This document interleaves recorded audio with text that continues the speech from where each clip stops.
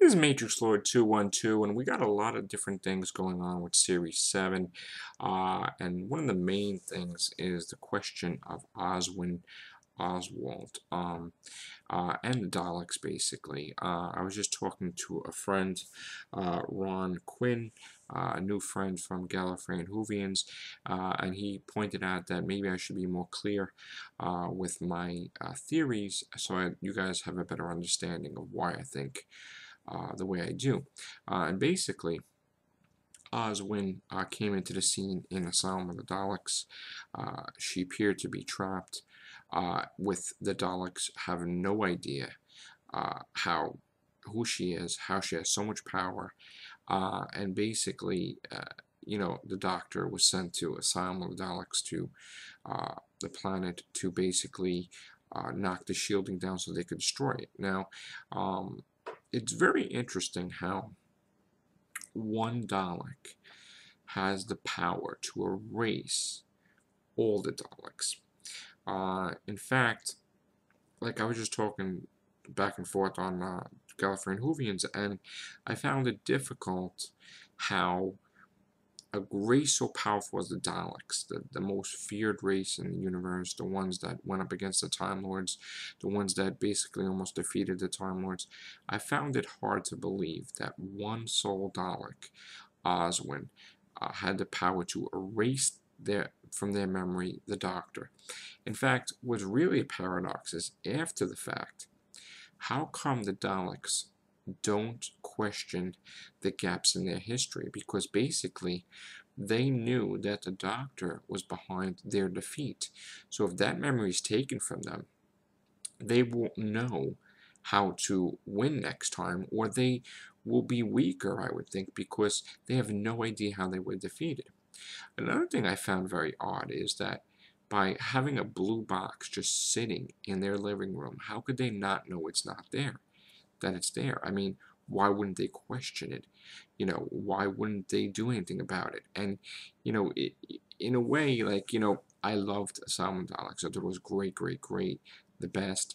And when I saw Mr. Tartar's reviews of it, I did feel like he did, like how is Skaro there if it was destroyed in the Time War, and it was mentioned that it was destroyed. And I did see some plot holes, but I didn't see as many plot holes as he did, which, seeing that video gave me a newfound respect for Mr. Tartar's reviews, and I even told him, and I actually subscribed to his channel.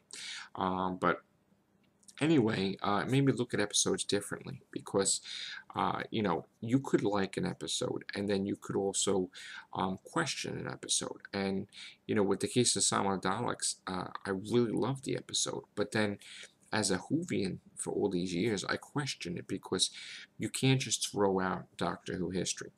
So now getting back with Oswin, here it is, this one person, this one Dalek, or whatever she is, had the power to erase the Doctor from the entire Dalek race, wherever they are in the universe.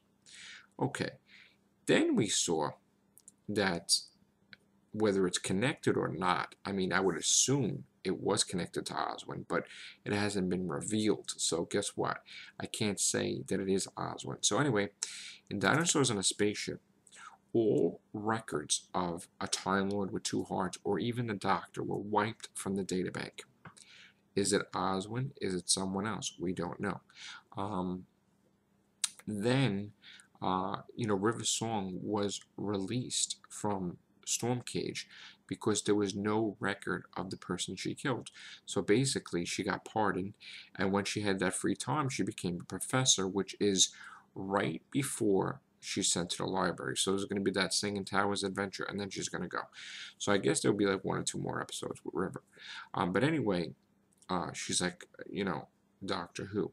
Now, she knows who the Doctor is. But then there was filming going on with the Christmas special, and I don't know if it was a joke or if Jenny, who is Madame Vastra's, girlfriend, if she was joking that she didn't know who the Doctor was, or if she was really serious.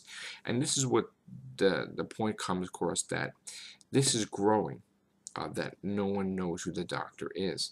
It's growing in the databanks beyond the Daleks, and it may possibly stretch into actual people's memories. Now, this is the thing I won't know for sure unless I see the Christmas special.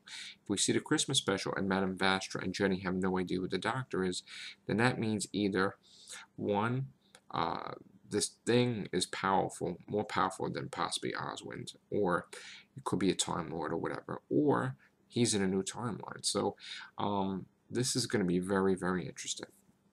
Also, the fact that in the episodes there's been classical music that's been played, there has been light bulbs that have been flickering on and off, and Doctor keeps changing the TARDIS light bulb.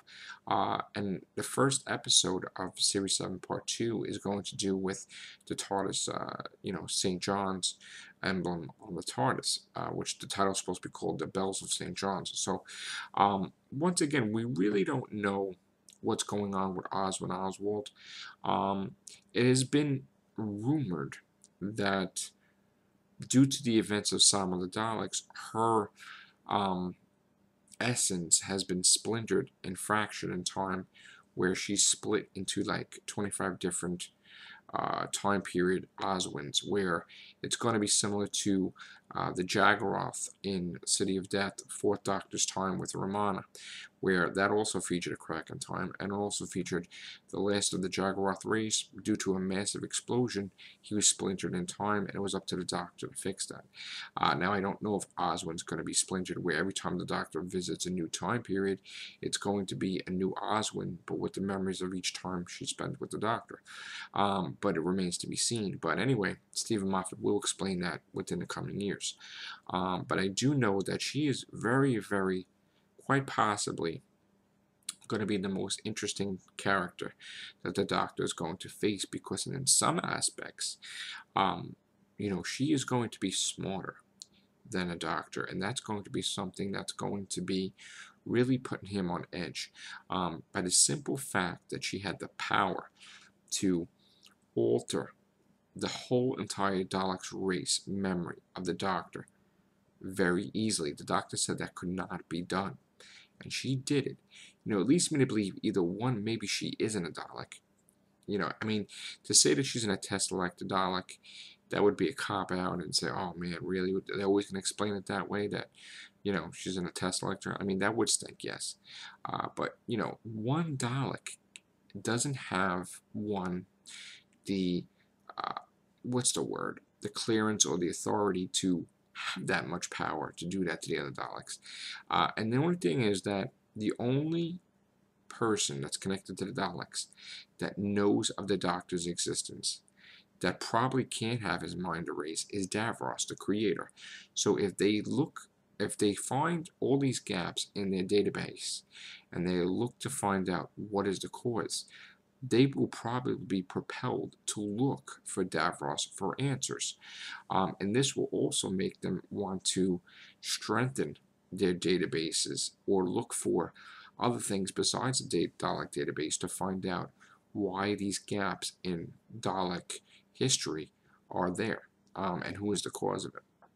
So basically, once again, is Oswin behind the grand scheme of things? We don't know.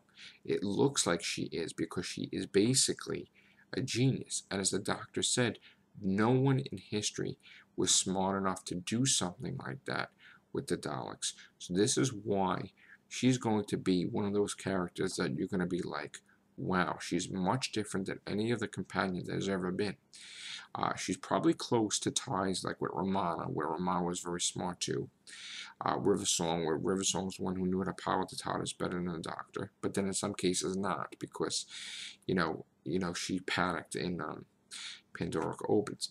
But it's really going to be interesting if, Oswin is going to be smarter.